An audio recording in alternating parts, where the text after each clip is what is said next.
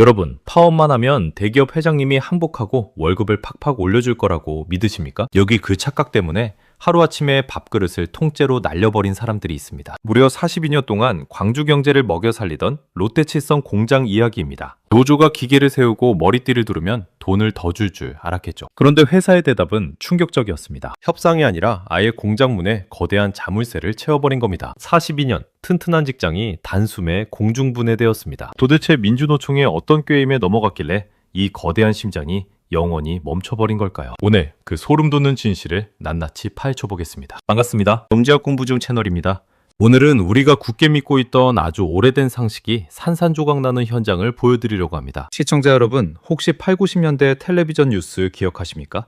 공장 굴뚝에 올라가고 정문에 바리케이트를 치고 붉은 머리띠를 두른 채 파업가요를 부르던 그 시절 말입니다. 그때는 그게 통했습니다. 공장이 하루 멈추면 회사는 수십억 원씩 생돈을 날리니까요. 결국엔 윗선에서 쩔쩔매며 타협안을 들고 나왔고 투쟁이 끝나면 노동자들의 월급 봉투는 두툼해졌습니다. 그래서 우리 머릿속에는 파업은 곧 쟁취라는 공식이 무의식적으로 굳게 자리 잡고 있습니다. 하지만 세상이 변했습니다. 그것도 아주 무섭고 냉정하게 변해버렸습니다. 오늘 우리가 살펴볼 광주광역시의 롯데칠성 음료공장이 바로 그 피도, 눈물도 없는 변화의 첫 번째 희생양입니다. 이 공장이 어떤 곳입니까? 무려 1980년대에 문을 열어서 42년 동안 단 하루도 쉬지 않고 돌아갔던 곳입니다. 칠성 사이다, 펩시콜라, 밀키스, 우리가 마시면 캬 소리가 절로 나는 수많은 음료수가 바로 이곳 노동자들의 땀방울로 만들어졌습니다. 광주 지역에서는 꽤나 알아주는 튼튼한 직장이었죠. 동네 사람들은 저기 취직한 아들을 두면 동네방네 자랑을 하고 다녔을 정도니까요. 그런데 이 거대한 일터가 하루아침에 폐쇄 결정을 받았습니다. 노조원들은 처음엔 당연히 회사가 엄포를 놓는 거라고 생각했습니다. 설마 이 엄청나게 큰 공장을 진짜 문 닫겠어?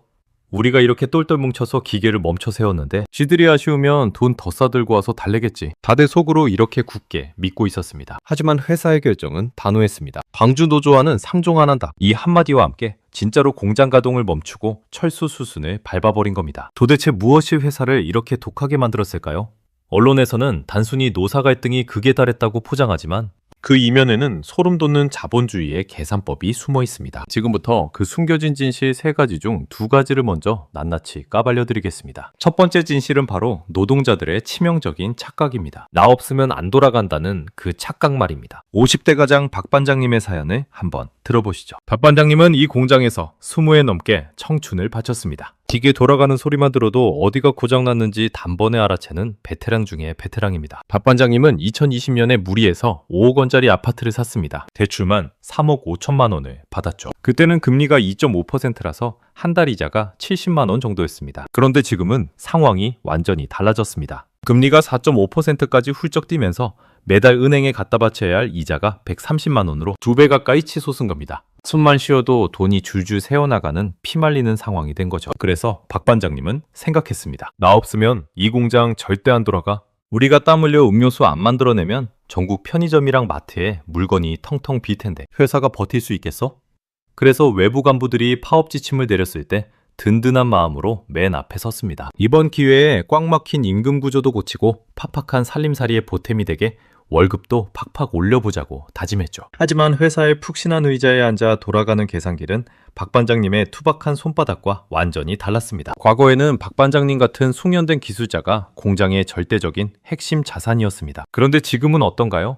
최첨단 로봇과 인공지능이 모든 공정을 알아서 통제하는 무서운 시대입니다. 롯데칠성 같은 대기업은 이미 전국 곳곳에 이런 최신식 자동화 공장들을 지어두고 만반의 준비를 마쳤습니다. 광주 공장이 파업으로 멈춰섰을 때 최고 경영진은 책상에 앉아 조용히 화면을 들여다봤을 겁니다. 광주 공장 생산량이 하루에 10만 박스인데 이걸 대전 공장이랑 오창 공장에 야간 기계에 조금 더 돌려서 넘기면 어떨까? 엑셀 파일로 뚝딱 계산해보니 답은 명확했습니다. 파업으로 매일 수억 원씩 손실을 보며 일지 끌려다니는 것보다 차라리 낡은 광주 공장을 아예 닫아버리는 게 낫다는 겁니다. 노조원들에게 매년 10%씩 임금을 올려주느니 차라리 그 돈으로 고속도로 톨게이트 비용이랑 트럭 운송비를 내는 게 장기적으로 회사 이익에 훨씬 도움이 된다는 결론이 나온 거죠. 박 반장님과 노조원들은 자신들이 회사의 목줄을 쥐고 있다고 굳게 믿었지만 냉혹한 자본의 눈에는 언제든 다른 기계로, 다른 지역의 공장으로 대체할 수 있는 부품으로 전락해 있었던 겁니다. 이게 바로 우리가 마주해야 할 첫 번째 무서운 진실입니다. 내가 일하는 직장이, 내 오랜 기술이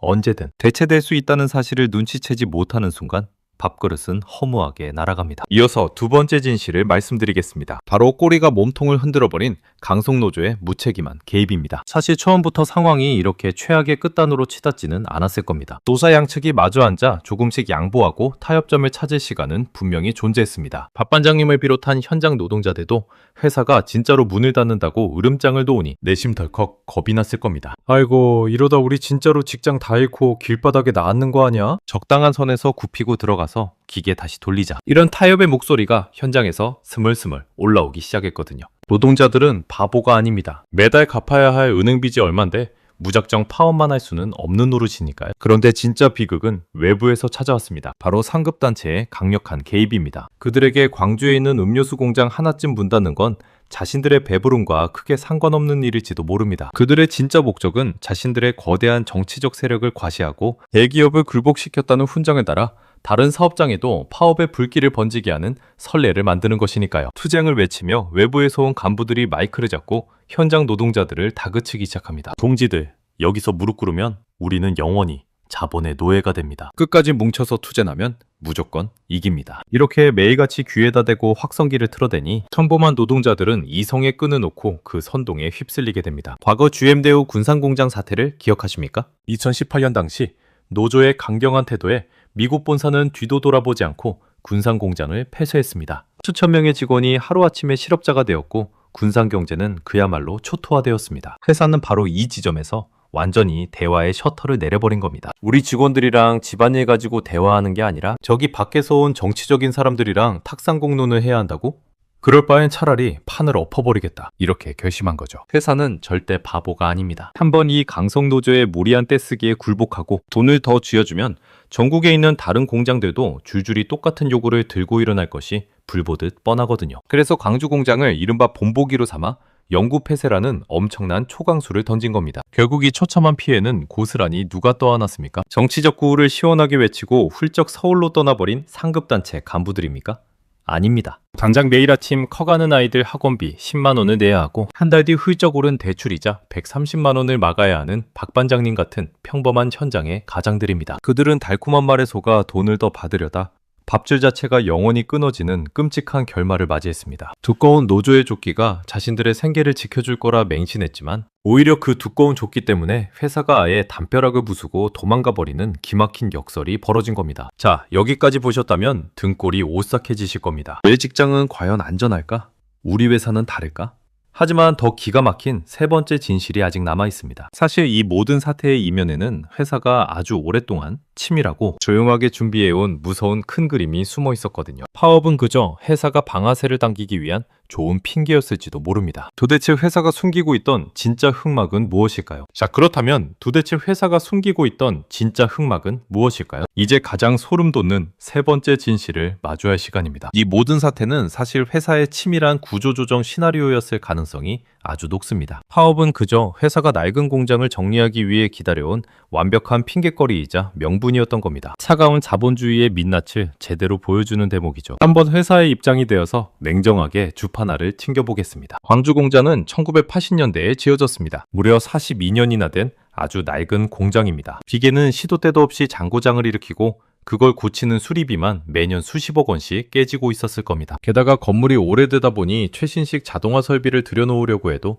공간이 턱없이 부족하고 구조가 맞지 않았을 겁니다. 효율성은 떨어지는데 유지비는 눈덩이처럼 불어나는 그야말로 계륵 같은 존재가 되어가고 있었던 거죠. 게다가 더 무서운 건 대한민국의 인구 구조 변화입니다. 출산율이 0.7명대로 곤두박질 치면서 달콤한 탄산음료나 주스를 벌컥벌컥 마셔줄 아이들이 거리에서 텅텅 비어가고 있습니다. 반면에 건강을 챙기는 어르신들은 늘어나면서 제로 칼로리나 탄산수 같은 완전히 새로운 공정이 필요한 음료들이 대세가 되었습니다.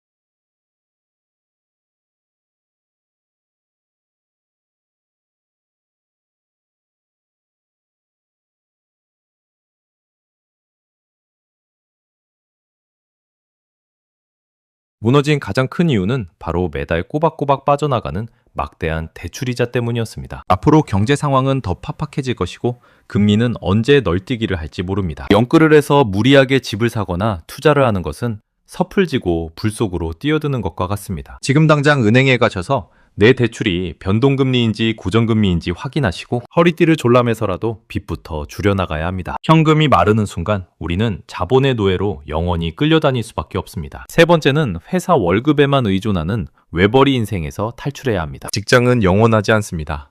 회사는 이익이 나지 않으면 언제든 여러분의 책상을 빼버릴 준비가 되어 있습니다. 퇴근 후에 작은 부업을 하든 소액으로 꾸준히 배당주를 모아가든 아니면 지금 당장 여러분의 지식과 경험을 살려 유튜브를 시작하든 반드시 두 번째, 세 번째 파이프라인을 파놓아야 합니다.